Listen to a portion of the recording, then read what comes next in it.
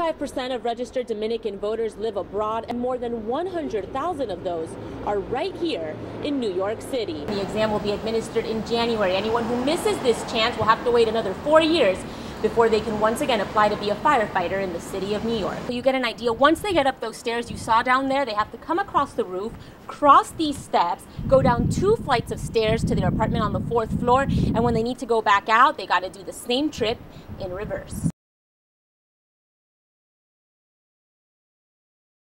The outer bands of Hurricane Irene as they start to hit us here in the Bronx. The accumulation of water is almost to my ankles right now. El alcalde dijo que están asesorando todos los daños para ver cuándo la ciudad puede volver a su normalidad.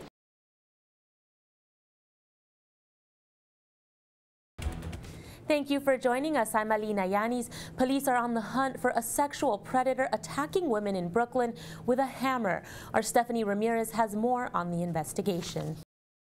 Turning to news around the world, the UN Security Council is meeting today after North Korea launched a long-range rocket, defying warnings from the international community. But U.S. officials say the rocket broke apart. The team has won 27 world championships. That's the most by far, and they expect to win their 28th this year. Exciting day out there. Thanks, Joe. Stay with News 12 Brooklyn. We'll have updates throughout the day, and we'll have a live special on the New York Yankees opening day on our website, news12.com, starting at noon. Tell us what you think of opening day on our Facebook page. Just search for News 12 Brooklyn and leave us a comment. Soon, riders will be able to see exactly when a bus is coming. It's our 12 on Transportation report. MTA's Bus Time mobile website uses GPS devices on buses to let commuters know where the next buses are on their routes.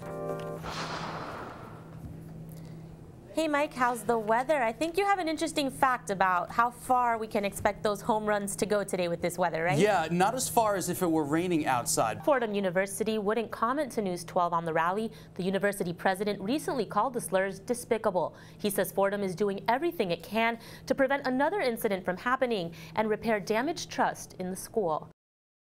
A Bronx woman was raped inside her apartment building. Now police are searching for the man who did it. Take a look at this surveillance video. Cops say this man followed the 24-year-old woman into her building and sexually assaulted her in the staircase. He's described as a black man between the ages of 25 and 35. In this video, he is wearing a dark waist-length coat, fleece, and ski hat. Thanks for watching News 12 Brooklyn. I'm Alina Yaniz. Almost a dozen people are in the hospital after being injured in a wrong-way crash near the Belt Parkway this morning. It happened around 6:15 a.m. on the eastbound lanes near Bay Parkway. Traffic was backed up for miles, and parts of the parkway were actually closed as police investigated and crews cleaned up the scene. Mayor Bloomberg is working to get more people on board with his controversial city proposal to stop the sale of large sodas and sugared drinks. It's all in an effort to combat obesity, but many say the mayor is going too far. In news around the world, Queen Elizabeth II is celebrating 60 years on the throne.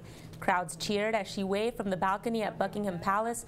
Also with her were other members of the royal family, including Prince William and Kate and Prince Harry. The Taxi and Limousine Commission is one step closer to voting in a new fare hike. TLC held a hearing yesterday. If approved, yellow cab and livery cab fares would go up by 17%. You'll also see the increase when going to the airport.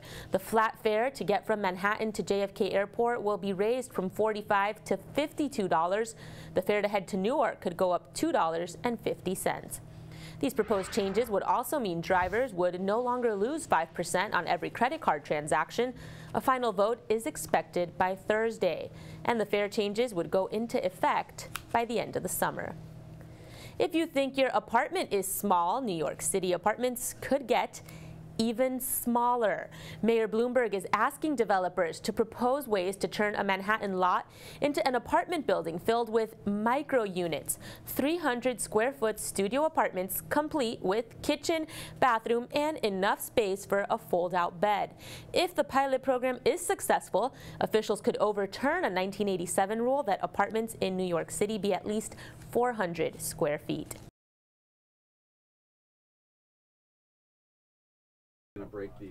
He's gonna break the glass now.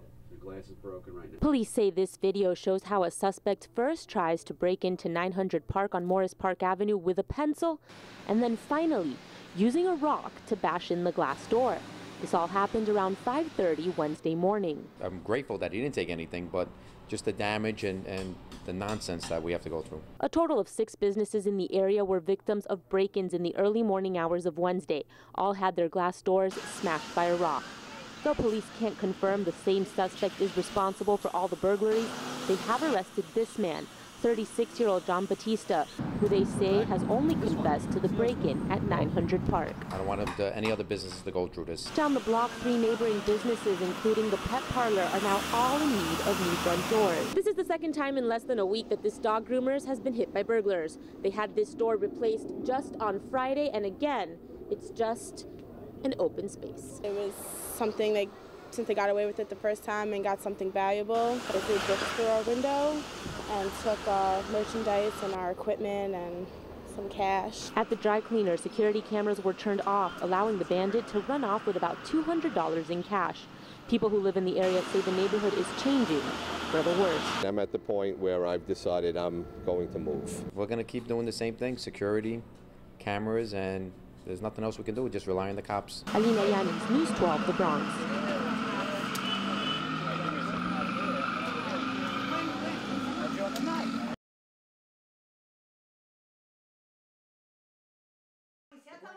Countless trophies, belts, and medals fill Pedro Luis Sosa's home on 183rd Street. The 19-year-old boxing star involved in a multiple-car pileup on the Cross Bronx Expressway Sunday morning. Sosa got into the sport in his native Dominican Republic at the age of 7, when his grandmother would secretly take him to lessons. 3 days after I took him to a boxing club, they called to tell me he was ready to fight. Sosa's family tells us the young man never lost a fight. They're counting on his strength to pull him through a recovery from this accident. When the accident happened, Sosa was driving back his sister and friends before heading to the gym for an early morning training. At the gym where Sosa trained, coaches and fighters say he was an example for all. We have a champion, a future champion. Because he was such a special fighter, gifted, strong, disciplined, he's going to pull through. He's a very quiet, humble kid, strong kid. Sosa's sister, 20-year-old Jennifer, lost her life as a result of the accident. Pedro Luis Sosa was about to sign a professional contract this week. His dream was to buy new homes for his parents and grandmother. He always gave thanks and said it was because of me he was successful. Pedro's family and friends say that he is a fighter and they're hoping he will pull through this situation and come out okay, even if he can't fight again. Alina Yaniz, News 12, The Bronx. This shopping cart was thrown over the 3rd floor of Gateway Center in the Bronx just after 5:30 p.m. on January 30th, falling on Ibrahim Sagni and Launci Camera, 2 livery cab drivers stationed below. Both men were treated for their injuries at Lincoln Hospital. Witnesses say turf wars between cab drivers at the shopping center have been escalating over time, and that is what led to this latest incident. Yeah, the cab driver war thing.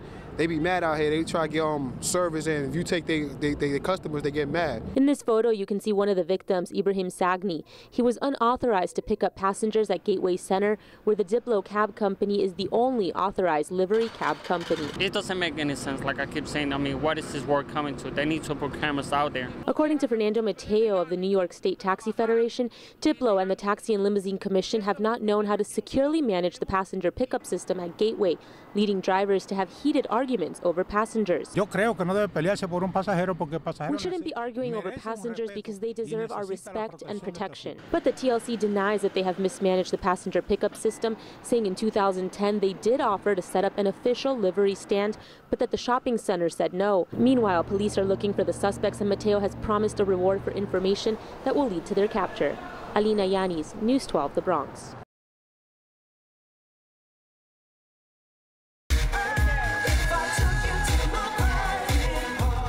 Bronx artist Tony Sunshine is working on his comeback, right in the backroom recording studio of the Cut Zone Barbershop in Melrose. I've worked hard to get where I'm supposed to be, and I'm still not there, but I'm not a quitter. The singer was discovered by Big Pun when he was just a teen, but after the passing of his mentor, things started to change for the worse. He says it was being in the wrong place at the wrong time that eventually led him to try drugs. Sort of running in circles, and I can remember, saying, it'll be nothing, I'll try it, it'll be all right, it'll be nothing, it ain't my style. But it was his mom and the guys at Cut Zone that helped him come out of it. and put the focus back on his music. He works hard and he's talented. He has a gift from the sky.